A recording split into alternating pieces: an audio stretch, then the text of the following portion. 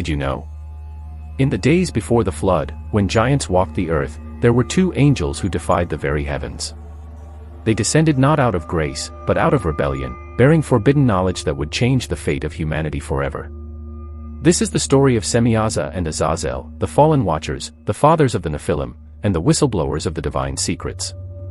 Welcome back, seekers of ancient mysteries and biblical revelations. Today, we dive into a tale that lies at the heart of the apocryphal Book of Enoch, a tale of rebellion, forbidden love, and catastrophic consequences. Who were Semyaza and Azazel? How did their actions lead to the birth of the Nephilim, and what divine secrets did they reveal to humankind? 1 Enoch 6 verse 1-2. And it came to pass, when the children of men had multiplied, that in those days were born unto them beautiful and comely daughters. And the angels, the children of the heaven, saw and lusted after them, and said to one another, Come, let us choose us wives from among the children of men and beget us children. According to the Book of Enoch, the Watchers were a group of 200 angels tasked with observing the affairs of humanity. But as they gazed upon the daughters of men, lust consumed them. Semyaza, their leader, and Azazel, his lieutenant, conspired to descend to earth, taking human wives and fathering a race of giants known as the Nephilim. Semyaza, whose name can be roughly translated as the infamous rebellion, is a powerful fallen angel. He was said to be one of the leaders of the Watchers or the Grigori, who were a group of angels who rebelled against God's will and mated with humanity while also providing them with forbidden knowledge. Semyaza was among the chieftains of the Watchers alongside Azazel himself. He was the first to be appointed as a Watcher, and with his power of bestowing names through the blessing of knowing God's ineffable name, he named all the Watchers that would come to serve in his choir. They served early humanity as vast reservoirs of information concerning the finer points of civilization, and their selflessness was beyond compare. They were first called the Watchers, as it was their job to observe humanity, lending a helping hand when necessary but not interfering in the course of human development. During his watch, Semyaza began to notice a change in the flock, mainly with how the female mortals were presenting themselves. Their bodies glistened in the sun, the figures were geometrically crafted in perfection structure concerning the biological build of humans, and their eyes radiated a wanton longing. Little did Semyaza know at the time, this was the result of a spell from demon Neema. As Neema is a spirit of women's sexual autonomy and sacred erotic rites, her spell would warp not just the appearance of the women, but also their spirits, into becoming supremely desirable even for divine beings like the angels. Neema approached Semyaza in the guise of a mortal woman, and would play on his thoughts and urges. Semyaza at first rejected the notion of taking these women for himself, as it was their sacred duty to observe and shepherd these humans. Neema, however, explains that while they may not interfere in the affairs of men, the Almighty never said anything about involving their hands in satisfying the pleasures of the body. Semyaza thought long before he relented and quickly gathered his fellow Watchers atop of Mount Hermon. When the rebel angels first meet upon Mount Hermon to organize their secret society of 200 members, Semyaza, as their recognized chieftain, initially doubts the initiates' resolve to forswear heaven. This they had planned to achieve through dark combinations and clandestine oaths under penalty of death, thereby binding themselves to that treachery in which they would use their heaven-acquired knowledge to create a counterfeit religion on earth to satisfy their lusts and carnal desires. Book of Enoch 6 verse 3-6 continues to say, And Semyaza, their leader, said to them, I fear that you will not actually agree to do this, and I alone will have to pay the penalty of a great sin. And they all replied to him and said, Let us all take an oath, and all bind ourselves with a solemn promise not to abandon this plan but to carry out this act. Then they all took an oath together and bound themselves with a solemn promise to do so. And there were in total 200 who descended on the summit of Mount Hermon in the days of Jared, and they named it Mount Hermon because they had taken an oath and bound themselves with solemn promises there. Amen. Thus, having convinced the other Watchers to join him in fornicating with women, Semyaza continues to collude and plot with these other sinful Grigori to seduce females from the human tribes. The resultant offspring from this unnatural prostitution and breeding were called giants, referred to as Nephilim in the Book of Enoch. Together, they dominate, murder, and exploit the inferior races of men, their debauchery thereafter rising to new heights. The Book of Enoch 7 verse 2-4 continues to say, And they became pregnant, and they bare great giants, whose height was 3,000 ells, who consumed all the acquisitions of men. And when men could no longer sustain them, the giants turned against them and devoured mankind. This text explains that the Nephilim or the giants were a scourge upon the earth, leading humanity further into sin and despair.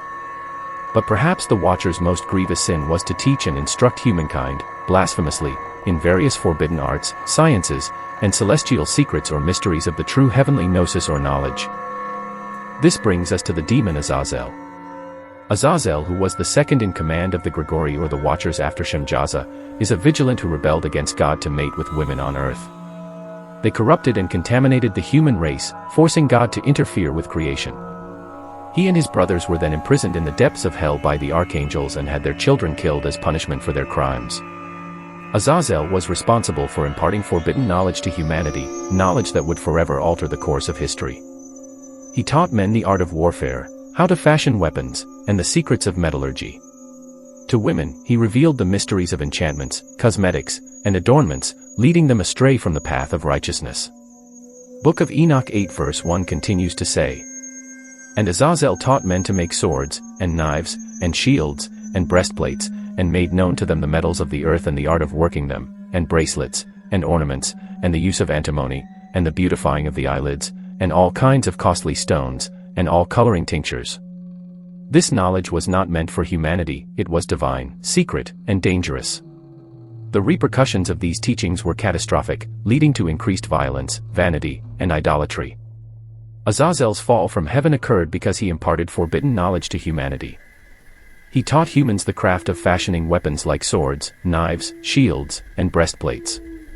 Furthermore, Azazel shared with them the secrets of mining and working metals from the earth, along with the art of crafting jewelry with precious stones and various tinctures for coloring. Unfortunately, this knowledge led humans to become corrupt and arrogant, as they believed themselves invincible with these powerful tools at their disposal. The corruption that Azazel introduced brought degradation to the human race. The four archangels, namely Michael, Gabriel, Raphael, and Uriel, witnessed the consequences of Azazel's actions. They saw bloodshed and lawlessness proliferate across the earth, and this deeply troubled them. Book of Enoch 9 verse 1-2 says, "And then Michael, Uriel, Raphael, and Gabriel looked down from heaven and saw much blood being shed upon the earth, and all lawlessness being wrought upon the earth. And they said one to another, The earth made without inhabitant cries the voice of their crying up to the gates of heaven." Amen. Recognizing the havoc wrought by Azazel's teachings, God commanded Raphael to bind Azazel's hands and feet and cast him into the darkness. An opening was made in the desert, and Azazel was thrown into it. He was surrounded by rough and jagged rocks, shrouded in perpetual darkness, and forever denied the light. His face was concealed so that he could never see the light again as a consequence of his actions. This punishment served as retribution for the chaos and corruption he had brought upon humanity. The Book of Enoch 10 verses 1-2 says, "Then said the Most High, the Holy and Great One spake, and sent Uriel to the son of Lamech, and said to him, Go to Noah and tell him in my name, hide thyself, and reveal to him the end that is approaching, that the whole earth will be destroyed, and a deluge is about to come upon the whole earth, and will destroy all that is on it." Amen. This passage indicated that God the Most High had heard the pleas of the four archangels and intended to end the chaotic and bloodshed reign of the Nephilims and the Watchers through great flood. God sent Archangel Uriel to warn Noah, son of Lamech, who was the son of Methuselah, who is the son of Enoch himself. Noah was great-grandson of Enoch. God promises retribution and preservation of human race through Noah decadency. As the leaders, Semyaza and Azazel, however, for their role in corruption of earth and human race, don't get to feel God's mercy and are bound and chained in deepest part of hell. Some scholars believe they are two of the four fallen angels bound at river Euphrates, which during the apocalypse, it's prophesied that when river dries, they will be released to cause havoc and chaos to humans again. Last we check, river Euphrates water are dwindling as days go by. In the canonical Bible we use currently, the name Azazel appears in association with the scapegoat rite. The name represents a desolate place where a scapegoat bearing the sins of the Jews during Yom Kippur was sent. In Leviticus 16 verses 8-10, it is written, "Aaron shall cast lots for the two goats, one lot for the Lord and the other for the scapegoat, Azazel. Aaron shall bring the goat whose lot falls to the Lord and sacrifice it for a sin offering. But the goat chosen by Lot as the scapegoat, Azazel, shall be presented alive before the Lord to be used for making atonement by sending it into the wilderness as a scapegoat." Amen. In this Jewish biblical writing, Azazel is considered a demon or evil spirit. During the ancient ritual of Yom Kippur, a scapegoat was sent to bear the sins of the Jewish people. And so, the legacy of Semyaza and Azazel endures, etched in the ancient texts as a warning of the perils of forbidden knowledge and the rebellion against the divine. Their story, though ancient, resonates with us today as a testament to the power and danger of knowledge, and the thin line between divine will and human desire. If you found this exploration of Semyaza and Azazel intriguing, make sure to like, subscribe, and hit that notification bell for more deep dives into the mysteries of the Bible and ancient texts.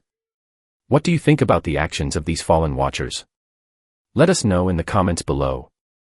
Until next time, keep seeking the truth.